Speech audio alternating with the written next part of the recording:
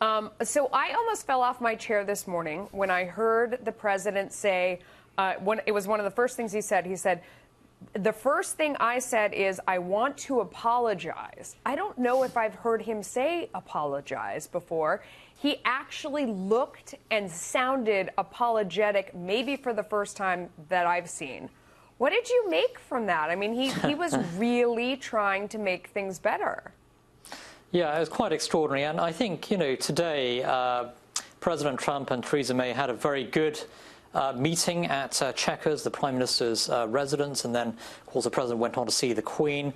I thought the President did very well today by all accounts. I think he had very, very friendly, constructive interaction, I think, with the Prime Minister today. And also, President Trump made it very, very clear in his press conference with Theresa May that Britain and the US not only shared a special relationship, but the highest of the highest special relationships. And so this was a reaffirmation of the fact that the US and the UK are the strongest bilateral partnership on earth, and a vitally important alliance for the defense of the free world. So I think all in all it was a pretty good day actually for President Trump, and certainly some controversy overnight with his interview to the Sun newspaper.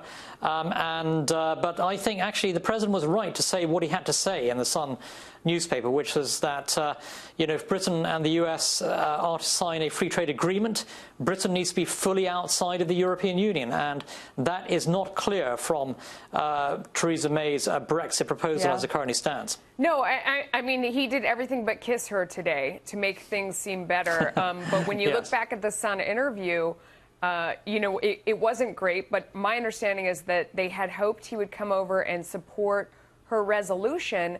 But he couldn't do that, to be honest, because, a lot of people perceive it as her ignoring the will of the people to a certain extent, that they voted for Brexit. And I've heard a lot of liberals say, well, the people who voted for that didn't know what they were voting for. And that's just an insult to the voters who said they want out. So did he really have a choice? I mean, he could have obviously been more delicate in the way that he spoke to the Sun, but he couldn't endorse what she did, could he? Absolutely. That's absolutely right. President Trump, I think, spoke the truth in this interview to the Sun. And what he said, according to a Snap poll earlier today on Sky News, what he said was actually backed by over 50% of the British public. So, there's a lot of support for the President's view that Theresa May's Brexit proposal, now in the form of a white paper, is really underwhelming, and basically there are too many concessions to the European Union, and Britain will not be fully sovereign, actually, if this proposal goes forward. And the British people knew exactly what they were voting for.